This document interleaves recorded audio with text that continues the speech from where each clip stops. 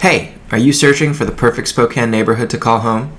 Well, look no further. In this video, we're going to cover the top neighborhoods in Spokane for 2024, each with its own blend of unique characteristics and traits.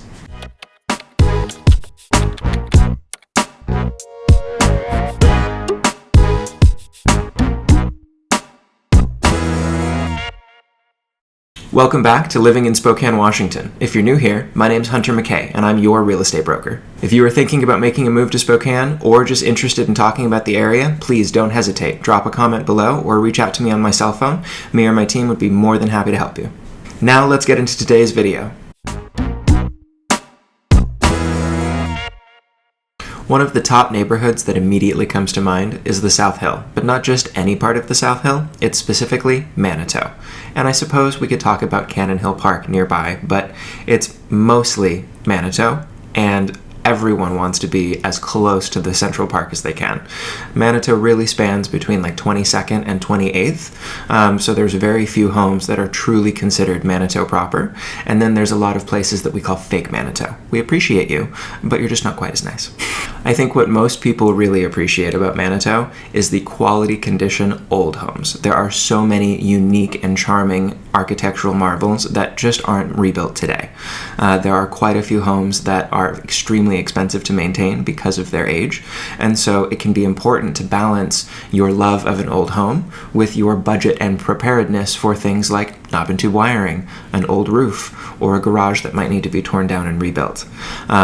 All of these things are worth it when you are living really close to Manito, because in many cases the value can sustain the increases in workload that are required to maintain an old home. However, if you're thinking, wow, Hunter, that all sounds scary, I don't think I like old homes, that's okay. I didn't like my old home until I had renovated it completely. And so it's just time and money. You just have to figure out if it's worth it in the after renovation value and if it's something that you can afford. But if you are looking for something that has already been renovated, many people have gone through painstaking efforts to update and modernize some really beautiful homes near the Manito area. Despite the market cooling in recent months and seeing a recent uptick in massive levels of inventory throughout Spokane, Manito particularly has maintained extremely high values despite the cooling market in the surrounding area. When I ask a lot of my clients what their favorite parts about Manito are, they really talk to me about how everything feels like it's an upscale family vibe. It reminds them of the good old days where they could let their kids ride their bikes around the neighborhood or go to the park because it feels safe. They know that they're in a good community, and they're not exactly the most walkable neighborhood, but they can walk to things like Rocket Bakery or Rockwood, and they can walk to the park. And in many cases, if you're close enough to your elementary and middle schools, you can walk to those. Most of the high schools are probably more driving distance, but let's face it, the older kids are going to be getting in the car anyway. Overall, Manito and all of the surrounding South Hill is a really beautiful area to call home. You just have to make a choice internally. Do I want an older home that's going to require more maintenance? Or do I want a newer home that is less charming, but will also be less hateful on my pocketbook? The next neighborhood I want to talk about is Central Valley. And frankly, all of Central Valley really relies on the fact that it belongs to Central Valley School District, which has a phenomenal high school and an amazing amount of community funding from individual donors that just make it a fantastic school to go to. Not only do they have individual state funding that is massively high given their scores, but the community funding behind it is just additional and extra and goes to funding things like sports programs, theater and arts academies, and just amazing opportunities that go way above and beyond for the local students, and so it is a really big favorite for people moving in from out of area seeking a good school for their children. Over the last 3 years of COVID, we had an extremely low level of inventory in Central Valley. It caused prices to be extremely high, and new inventory hit the market almost only because people were building brand new homes, which again got built up and bought out almost immediately. Finally this year, we've seen a reduction in that craze. Prices have stabilized and they're not exactly going down, but we have seen an uptick in inventory. And so where previously there was zero negotiation room, I think now we're finally seeing sellers being willing to pay for closing costs and buy down credits for the buyers. In direct opposition to the South Hill, where everything is old and charming and different, Spokane Valley is very much what we call Little California. It's a bunch of suburbs. They're beautiful suburbs, but they're very much copycat suburbs, and so everything is much more uniform. It meets a lot more standard building codes, and frankly, it's a little bit less charming in my opinion. That being said, way more stable when it comes to the repairs that the host is going to request of you. And so if you're looking for a good first-time investment or a good property that you think, I don't really want to spend a lot of money on maintenance, the Central Valley area can be a really fantastic place to buy a nice quality home. I think one of the, big negatives that I hear about the valley is that it feels really far away.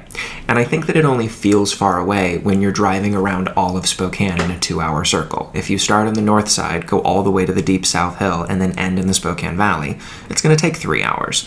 But you only do that when you're from out of town and you're not sure what part of Spokane you want to live in. Spokane Valley is really 20 minutes to downtown, and it's 30 minutes to the deep north side or the deep South Hill. And frankly, it's only 20 minutes to Coeur d'Alene, so it really puts you in a very central location, depending on what you're looking for. If you're an outdoorsy person and want to go hiking and want to go, mountain biking or go out to the lake, Central Valley can be a fantastically good location. One of my favorite neighborhoods is Mead, probably because that's where my family moved to. When you grow up in Las Vegas and you live in a very expensive home that you can still hear your neighbors arguing because that's how it works there, you decide, well, I'm going to move out and I want space. I want acreage. I'm going to have goats and pigs and chickens. You go to Mead. Mead is a really fantastic north suburb area of Spokane, but it's not like most suburbs that you would expect. It's a really natural, foresty area. There are not a lot of built-up sidewalks. There's not a lot of streetlights. It's all very natural. It feels like what you would expect when you think, I'm moving to the Pacific Northwest. Yes, there are neighborhoods, and you don't have to have 5 acres like my family demanded. And let's face it, if you're watching this video moving from one of those places where you have less than 1/10 of an acre, and you're thinking, I need 5 acres, please hear me. You don't. You need like a 1/4 acre at best. Mowing grass takes a really long time, and pine needles suck. All landscaping jokes aside, Spokane Mead is a beautiful place to live. It is a gorgeous area with really fundamentally nice people that have gone there because they want a little bit more space. They are willing to be farther away from the city. And yeah, there are less resources out there. There are not a lot of restaurants. There are a few. But if you want proper food and, good bars, you're going to go into downtown or at least going to go into Midtown by Garland. It's just not going to be that exciting if you're a young person looking for city life out in the middle of Mead. If you're a family looking for a nice, quiet outing, horseback riding or going biking or wanting to be really close to the mountains, Mead is a fantastic place to grow up, and I really enjoyed being out there. Mead also has a really fantastic school district, which is another reason that people move to the area. Mead and Central Valley tend to rank equally high and have a very strong sense of community behind their public schools. There are also a number of private institutions that are in the North Spokane area, and a lot of families from the Mead area will service those schools as well. The negative part about Mead, it has no walkability, like literally 0 is the walkability score, and I 100% agree with it. When you have friends on the South Hill up on 57th and you live out in Mead, you feel like you might as well get a helicopter. It's a little bit dramatic, but when you're 10 and you don't have a car, it feels like the helicopter is just as easy to acquire. All right, we're going to move on to one of my favorite in-town neighborhoods. It's the Perry District. This one has been previously overlooked for decades and has recently been vibrantly bounding to life. It is really what locals call the mini Hipsterville. It's a very cute area with breweries and pubs and amazing farmers markets. It is home to the Grain Shed, which has really gorgeous sandwiches and all natural ingredients, and is really just a favorite for Spokane locals. While Perry District isn't ranked as one of the best school districts, this is still an area that's very popular for families because the school districts are still very highly rated compared to others nationally. When we look at compared to Mead or compared to Central Valley, it might fall short, but the scoring system for the entire city really ranks all schools very high above the national average. So if you want to rank something like walkability higher and know that you still are in a safe school district, this is a great area for you because the walkability of this neighborhood is at a 10.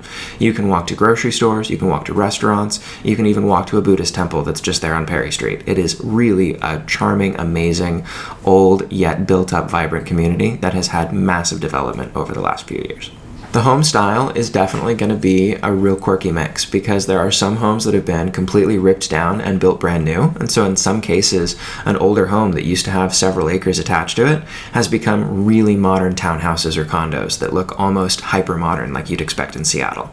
And then just around the corner, you might have a home that was from 1908 next to a home that was built in 1952. And so it is really interesting how inconsistent the neighborhood is, but it really blends into a nice, chic, unique feeling that I think is what kind of gives the neighborhood its life.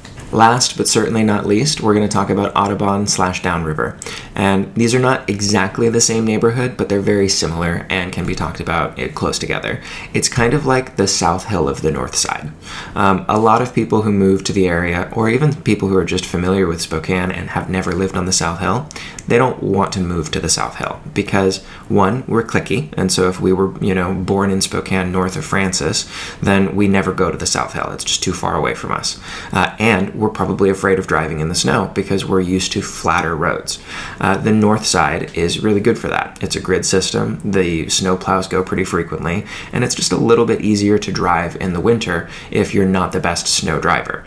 And so if you say, well, but I really don't like the north side because it lacks charm, it doesn't have any of the historical housing, that's where you go find Audubon and Downriver, because there are some really amazing, old, charming, and even historical registry homes that are available in that neighborhood. Downriver is a very family-friendly area. It is close to a few restaurants and also very quick access into downtown because you can just hop onto Northwest Boulevard and then connect over to Ash and Maple and be heading north or south depending on your directionality. I really like the area because while it is a very family-friendly area with strong school districts, you can usually save upwards to $100,000 off of a comparably sized and same bedroom count home on the South Hill. And so if you're willing to shift your neighborhood to save a little bit of cash, Downriver and Audubon area can be a really great place to start. If I'm perfectly honest, the number one reason to live in Audubon is if you're walking distance to the Downriver Grill, you can have breakfast beignets every morning. And if you're thinking, Hunter, breakfast beignets, who needs those? Those are just like fried dough. No. These are the best fried dough with caramel sauce you have ever had in your entire life. Go check it out. Thanks for sticking around to learn about my favorite neighborhoods in Spokane. If you're a Spokane native and local to the area, let us know what your favorite neighborhoods are and why. As always, if there are any questions that weren't covered in this video or you just want to dive deeper into neighborhood specifics that might fit you, please feel free to reach out directly in the comments or message me on my cell phone. I'm definitely happy to help. Don't forget to like, subscribe, and be in touch with us for the next video. See you next time.